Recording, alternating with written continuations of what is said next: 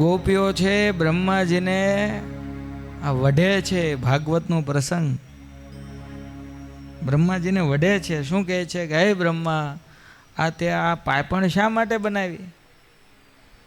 કેમ તો કે વારે વારે મટકા મારીએ ને ત્યારે અમને અમારા પ્રિયતમ કૃષ્ણને આ જોવામાં છે ને વિક્ષેપ થાય છે. જો તે આ પાપણ ના બનાવી હોત ને એ અમારા કનૈયાને અમે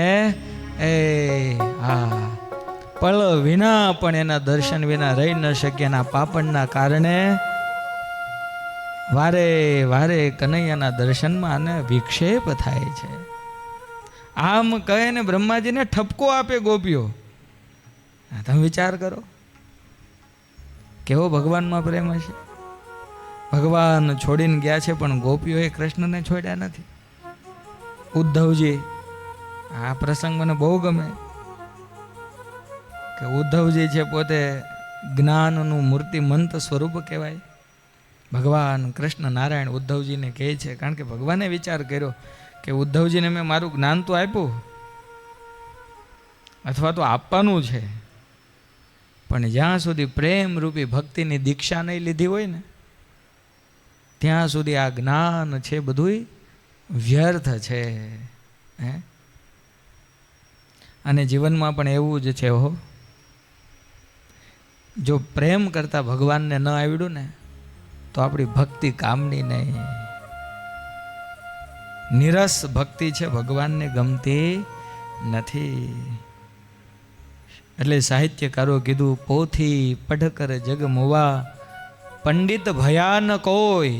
પોથી પઢ કર જગ મુવા પંડિત ભયા ન કોઈ.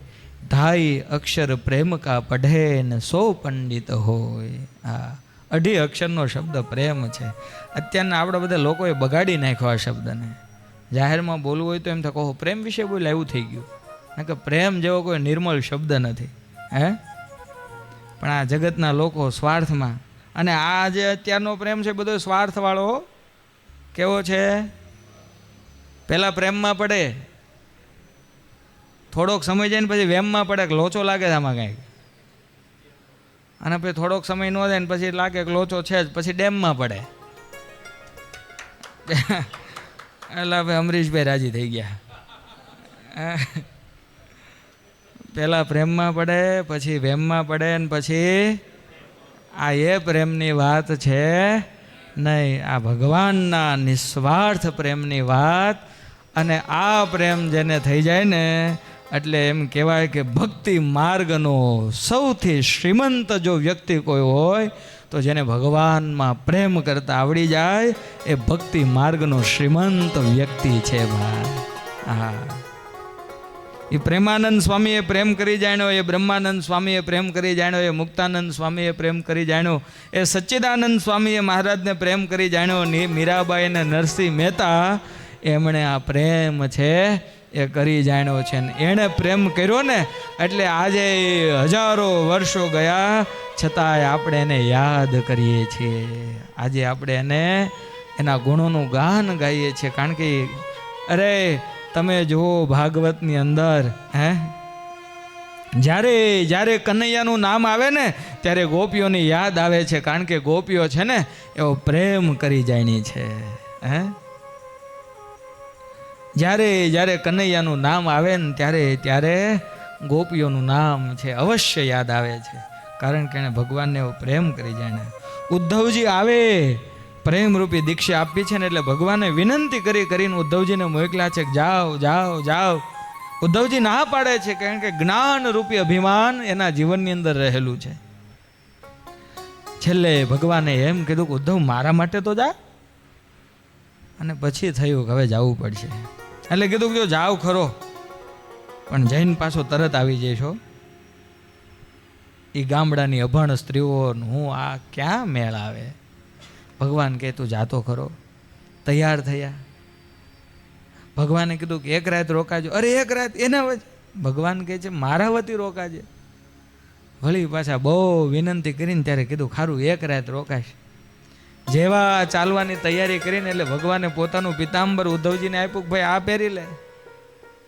ઉદ્ધવજી કે કેમ કે આ નહીં પહેરે ગોપીઓ સામુય નહીં જોવે. હા, તું એમ કહેશો કે મારું જ્ઞાન પણ એ તારી સામું નહીં જોવે. ત્યારે ઉદ્ધવજી છે ભગવાનનું પિતાંબર પહેરીને જાય, પત્ર લખ્યો, ભગવાને પત્ર આપ્યો છે. ઉદ્ધવજીએ જોયું પત્રમાં કાંઈ નથી લખ્યું, કોરો પત્ર છે. કેવો છે ભાઈ? આવો જ્યાં પ્રેમ હોય ત્યાં શબ્દોની જરૂર હોતી. કોરો પત્ર. ઉદ્ધવજી કીધું આમાં કાંઈ તો કે એને ખબર છે, ગોપીઓને ખબર છે કે હું શું કહેવા માગું છું ને મારે શું કરવું છે. ઉદ્ધવજી ગયા, ખબર પડી કે કનૈયાનો કોઈ મિત્ર આવ્યો છે. ગોપીઓ બધી ઉદ્ધવજીને ઘેરી લે છે, ટોળે વળ્યા છો. ઉદ્ધવ ઉદ્ધવ કહીને બધા રુદન કરવા લાગ્યા. ઉદ્ધવજી વિચાર કરે, રે આ બધાને સમજાવવા કેમ? એક તો ગામડાના અભણ, એમાંય સાંભળવા તૈયાર નહીં. પણ વ્રજની ભૂમિ ઉપર જ્યાં ઉદ્ધવજીએ પગ રાખ્યો ને, હા, ત્યાં ઉદ્ધવજીના હૃદયમાં નરમાશ તો આવી હતી હો. હા, હૃદય પીગળ્યું હતું. અને એ સમયે ઉદ્ધવજી કહે છે કે સાંભળો, હું તમારા માટે પત્ર લઈને કનૈયાનો સંદેશો લઈને આવ્યો છું. ને એટલું જ્યાં બોલે ત્યાં તો ગોપીઓ બધે ખડખડાટ હસવા લાગી. ત્યાં ઉદ્ધવજી વિચાર કરે કે મળવા છે હું. થોડી વાર થાય રડે ને થોડી વાર થાય હસે ને આમાં સમજવું હું, આ નક્કી ગાંડિયો છે. ઉદ્ધવજી કીધું છે કે હું પત્ર લઈને આવ્યો છું, ત્યારે કે તું ખોટું બોલે છે. પત્ર તો એનો હોય કે જે દૂર ગયા હોય, પત્ર તો એનો એક જે દૂર હોય. સાંભળ ઉદ્ધવ, પ્રિયા પ્રીતમ કો પતિયા लिखे जो होवे परदेश, जो तन में मन में नयन में वाको का संदेश. उद्धव, पत्र तो कोने હોય કે જે દૂર ગયા હોય, જે નજીક ન હોય, પણ કૃષ્ણ તો અમારા મનમાં છે, અમારા હૃદયમાં છે, ને અમારા આ નયનમાં છે, જે અમારી પાસે જ હોય. એનો ઉદ્ધવ પત્ર હોય નહીં, એનો પત્ર ના હોય. એટલું જ્યાં બોલે ને ત્યાં ઉદ્ધવજીને એમ થઈ ગયું કે આહા, એટલા વેદ ભણ્યો પણ ક્યારે આ વિચાર મને પણ આવ્યો નથી. એક રાત રોકાવાની ના પાડતા હતા ને, એ ઉદ્ધવજી 6 મહિના સુધી ગોકુળની અંદર રોકાણા છે ભાઈ. આ પ્રેમની તાકાત છે.